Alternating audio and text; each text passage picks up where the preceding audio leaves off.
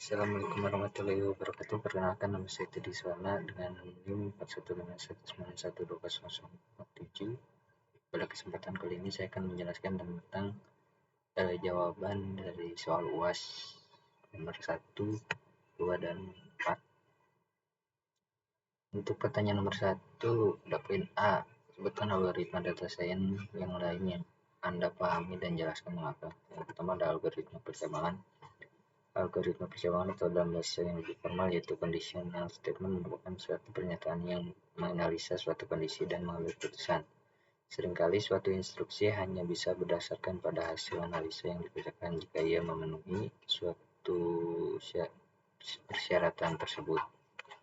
Hingga komputer tidak lagi mengerjakan instruksi secara sekuensial seperti pada runtunan, melainkan berdasarkan syarat yang dipenuhi. Contoh penggunaannya yang pertama adalah menentukan suatu bilangan bulat termasuk genap atau ganjil. Yang kedua adalah menentukan siswa yang lulus atau tidak berdasarkan nilai rata-rata yang diperoleh. Lalu ada algoritma perulangan. Algoritma perulangan atau dalam bahasa Inggris disebut dengan loop adalah instruksi program yang bertujuan untuk mengulang beberapa baris perintah. Fungsi paling sederhana yaitu untuk mempermudah melakukan suatu proses yang berulang-ulang seperti mencetak angka dari 1 sampai 100. Selanjutnya ada algoritma KNN. Algoritma KNN merupakan algoritma klasifikasi yang bekerja dengan mengambil sejumlah data terdekat dari tetangganya sebagai acuan untuk menentukan kelas dari data baru. Algoritma ini mengklasifikasikan data berdasarkan similarity atau kemiripan atau kedekatannya terhadap data lainnya. Secara umum, cara kerja algoritma KNN adalah sebagai berikut. Yang pertama, menentukan jumlah tetangga atau K yang akan digunakan untuk pertimbangan penentuan kelas. Yang kedua ada menghitung jarak dari data baru ke masing-masing data poin di dataset. Yang ketiga, ambil sejumlah K data dengan jarak terdekat, kemudian tentukan kelas dari data baru tersebut. Lalu poin B, jelaskan algoritma data science berdasarkan jenis pengelompokannya.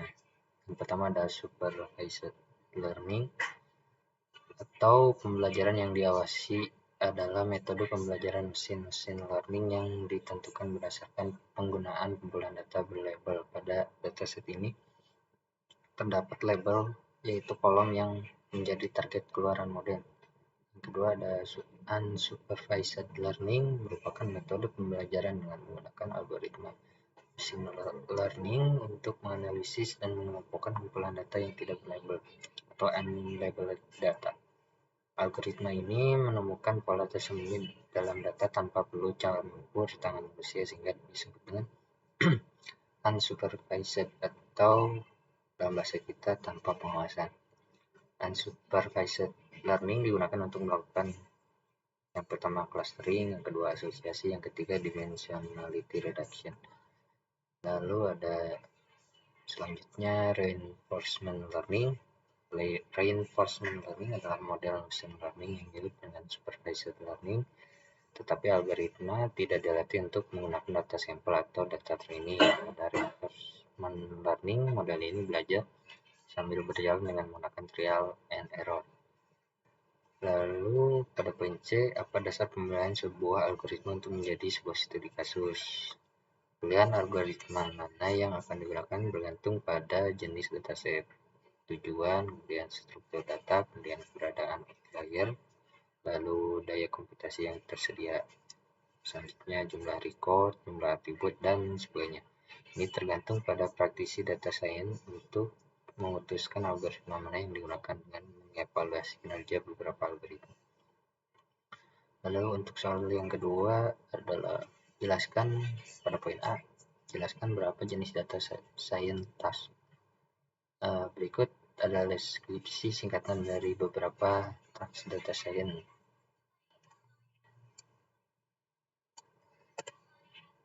Yang pertama pada task klasifikasi dan regresi adalah untuk memprediksi variabel target berdasarkan pada variabel input. Prediksi yang dibuat ini didasarkan pada model umum yang dibangun dari dataset yang diketahui sebelumnya.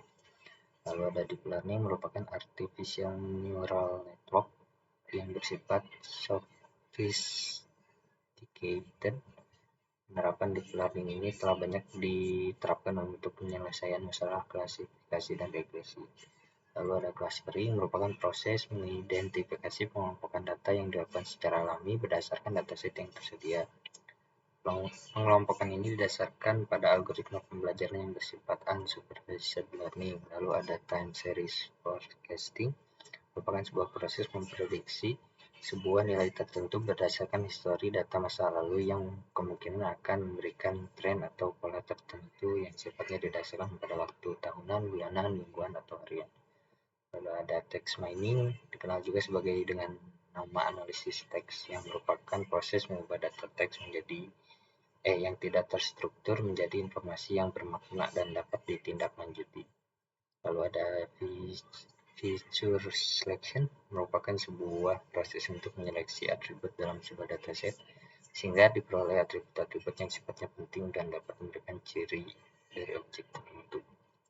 Lalu pada poin B, apa itu CRISPDM? CRISPDM adalah singkatan dari Cross Industry Standard Process for Data Mining. Adalah cara yang terbukti di industri untuk memandu upaya penambangan data kita sebagai metodologi. Nah, ini mencangkup deskripsi fase khas proyek, tugas-tugas yang terlibat dalam setiap fase, dan penyelesaian tentang hubungan antara tugas-tugas ini. Pada poin C, sebutkan tahapan yang ada di data science process. Yang pertama ada obtaining data, yaitu mengumpulkan dan mendapatkan data yang dibutuhkan. Lalu yang kedua ada scrubbing data. Tugas utamanya adalah kita membersihkan dan memfilter data. Lalu yang ketiga ada exploring data, yaitu data kita perlu untuk memeriksa data dan semua propertinya. Ada berbagai jenis data seperti data numerik, data kategorikal, dan data ordinal dan nominal, dan data lainnya. Lalu ada pemodelan data. Hal pertama yang perlu dilakukan dalam memodelkan data adalah mengurangi dimensi kumpulan data yang dimiliki. Tidak semua fitur atau nilai penting untuk memprediksi model. Ya, lalu yang kelima ada interpreting data. Tahap ini pada dasarnya mengacu pada penyajian data memberikan hasil sedemikian rupa sehingga dapat menjawab pertanyaan bisnis yang kita ajukan saat pertama kali mulai proyek, bersama dengan wawasan yang dapat ditindaklanjuti yang ditemukan melalui ilmu data.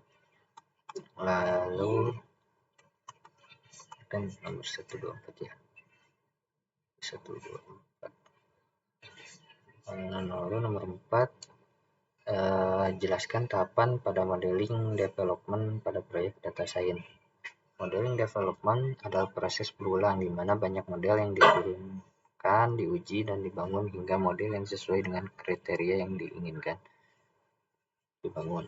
Kerjaan pemodelannya selanjutnya mungkin perlu memulai pencarian di tempat yang sama dengan bangunan model aslinya dimulai, bukan di tempat selesainya. Pengembangan model ML melibatkan akuisisi data dari berbagai sumber terpercaya, pemrosesan data agar sesuai untuk membangun model, memilih algoritma untuk membangun model, lalu membangun model dan menghitung kinerja. Lalu yang terakhir ada memilih model dengan kinerja terbaik. Untuk poin B-nya, bagaimana cara memvalidasi model data science. Berikut langkah-langkah untuk pengembangan model validasi dan pengujian. Yang pertama adalah membuat kumpulan data pengembangan validasi dan pengujian. Lalu yang kedua, gunakan kumpulan data pelatihan untuk mengembangkan model kita. Yang ketiga, hitung nilai statistik yang mengidentifikasi kinerja pengembangan model. Lalu menghitung hasil model ke titik data dalam kumpulan data validasi. Selanjutnya, hitung nilai statistik yang membandingkan hasil model dengan data validasi. Lalu hitung hasil model ke titik data dalam kumpulan data pengujian. Dan yang terakhir, hitung nilai statistik yang membandingkan hasil model dengan data yang diuji. Lalu pada poin C, Apa kegunaan dari data visualisasi data berguna untuk pembersihan data, menjelajahi struktur data, mendeteksi outlier dan grup yang tidak biasa, mengidentifikasi tren dan klaster, menemukan pola lokal, mengevaluasi hasil pemodelan, dan menyajikan hasil. Sangat penting untuk analisis data eksplorasi dan penambangan data, karena untuk memeriksa kualitas data dan untuk membantu analisis menjadi terbiasa dengan struktur dan fitur data sebelum mereka. Ini adalah bagian dari analisis data yang diremehkan dalam buku teks, namun selalu ada dalam investigasi aktual. Lalu pada poin D, apa tugas yang paling menantang atau challenging task dalam sebuah proyek bagi seorang data scientist? Salah satu tantangan terbesar yang dihadapi oleh seorang data scientist adalah menerapkan pengetahuan domain ke bisnis solution. Seorang data scientist adalah jembatan antara departemen TI dan manajemen puncak. Keahlian domain diperlukan untuk menyampaikan kebutuhan manajemen ke departemen TI dan sebaliknya.